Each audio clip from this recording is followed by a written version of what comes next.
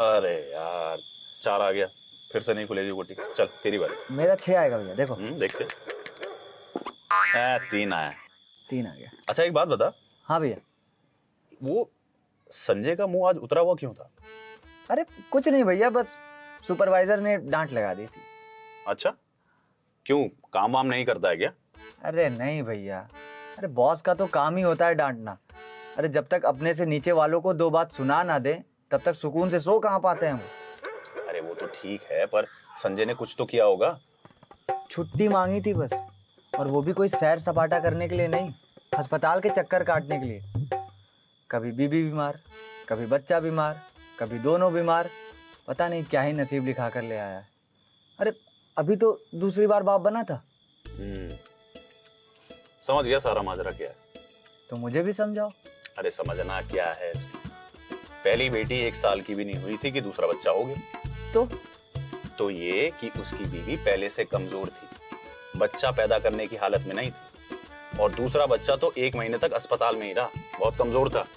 तो मतलब कि ये सब जल्दी जल्दी बच्चा पैदा करने के कारण हुआ? और नहीं तो क्या। अरे तो इतनी क्या जल्दी थी दूसरे बच्चे की? पता नहीं ऐसी नासमझी कैसे कर गया। हो जाता है भैया, कभी कभी हो जाता है। अरे ऐसे कैसे हो जाता है? अरे इतनी समझ तो होनी चाहिए ना पति पत्नी में कि बच्चा प्लान कर सके। डॉक्टर अनीता ने क्या बताया था कि 2 बच्चों के बीच कम से कम 3 साल का अंतर होना चाहिए। हाँ भैया, बताया तो था। वही तो देख, इससे होता क्या है कि पहले वाले बच्चे की अच्छी पालन पोषण होता है, देखभाल अच्छी होती है, माँ और बाप दोनों का ध्यान एक बच्चे के पालन पोषण पर रहता है। अंतर रखने से दूसरा बच्चा कमजोर भी पैदा नहीं होता। और देख, माँ कोई बच्चा पैदा करने वाली मशीन तो है, औरत की भी एक सीमा होती, ये नहीं कि बार बार बच्चा पैदा करती जाए। सही कहा भैया। अरे जब तक औरत का शरीर बच्चा पैदा करने की स्थिति में हो और घर पर पैसे की तंगी ना हो तब तक दूसरा बच्चा पैदा करना ही नहीं चाहिए। पता चला बच्चे पे बच्चा पैदा किए जा रहे हैं, ना खिला पा रहे हैं ना पढ़ा पा रहे हैं। नहीं भैया, बस दिन भर खटते रहो पैसा कमाने के लिए, और घर पर कलेश होगा सो अलग। बातें तो समझदारी की कर रहा है, पर तू ऐसा करना मत।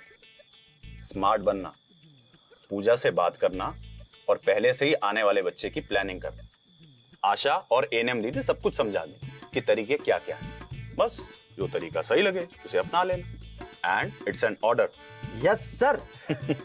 परिवार नियोजन को लेकर जो फैसला कर लिया सो कर लिया।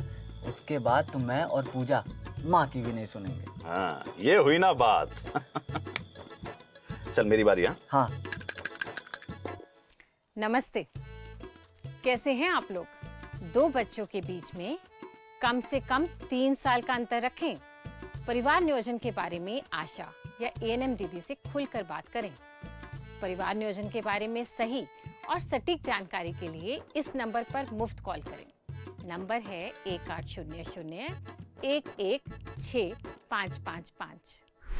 डिलीवरी से पहले, डिलीवरी के बाद किलकारी हर परिवार के साथ। किलकारी।